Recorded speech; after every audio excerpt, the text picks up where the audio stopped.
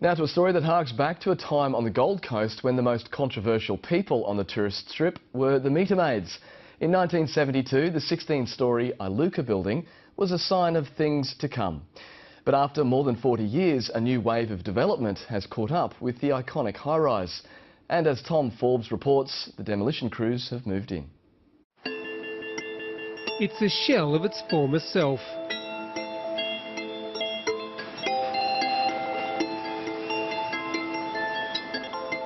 Hidden from view, the 16-storey Iluka building is being torn down from the inside out. For many, it's a sad end for a once imposing structure. Don Blackmore has been documenting the Iluka's demise.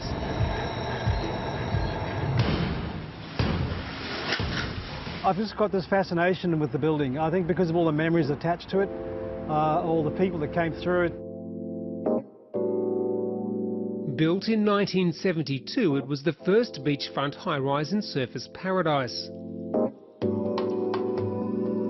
It had 72 luxury apartments and was a stone's throw from Cavill Avenue.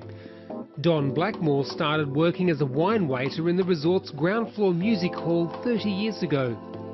A lot of stories. There's the old saying, if the walls could talk. But yeah, they were good times. Very, very good times, yeah. Thank you all very much. We do hope you enjoyed the show tonight. In the early 1980s, showman Paul Sharrett was king. The performer played to packed houses, but by the 90s, the audience had drifted away. By the time the musical had finished, it was becoming tired. And then Billy put it back on the radar again. Entrepreneur Billy James chased a younger Surfers Paradise crowd.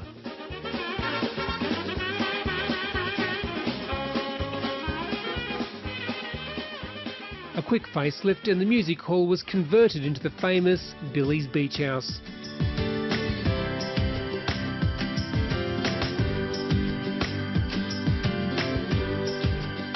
It was a place where people met. They could, boys, girls, meet for one reason or another right through the day, as opposed to being a nightclub. It was meet there for breakfast, lunch, and so it went on.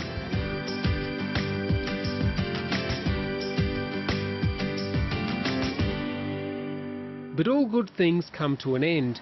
In 2008, the building had deteriorated to the point where it had to be closed and gutted for redevelopment. Then the developer went broke and the banks moved in. Couldn't believe it. Couldn't believe it. I thought, surely to God, if it's got concrete cancer, can't they fix it? It must have had cancer many years ago. I think if the people were still living or working in there, those parts would have been fixed, I would have thought. Don Blackmore has been recording the high-rise in still and moving images since the 1980s. Well, for my own personal interest, really, and documenting most of the building then. And then as time's progressed, I've just had this unhealthy obsession, once again, to keep going with it. And now that it's coming down, I find it's quite sad. But I guess it's time to move on. Buildings of Iluka's vintage and thereabouts, maybe slightly earlier for some and slightly older for others, will start to fall. Professor Holden says the Iluka's fate will eventually be shared by other ageing Goliaths, as rising land values and concrete cancer caused by salt corrosion take their toll. These sorts of buildings have heritage value, in Iluka's case, because it was the first, or one of the first. I think Kinkerbill was actually the first, which is down the road and is under the same sort of pressure. The professor says ongoing maintenance can lengthen the life expectancy of older buildings, but eventually all high-rises will come down.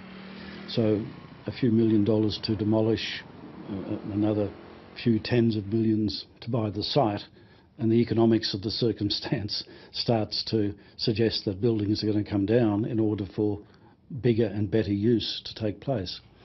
So what's the future for the Iluka site? Well, unfortunately, I can't tell you. The receivers aren't commenting, but it's likely the land will be sold to the highest bidder once the demolition is complete. The previous owner had an approval for a 57-storey tower, so it's fair to say that whatever comes next will be tall. So I guess the next group in maybe would lean more towards, I think, more towards a hotel as opposed to apartments. Only time will tell. After more than 4 decades of memories, nostalgic locals are holding an Iluka reunion for former staff and patrons at the neighbouring Surfers Paradise Surf Lifesaving Club on Sunday.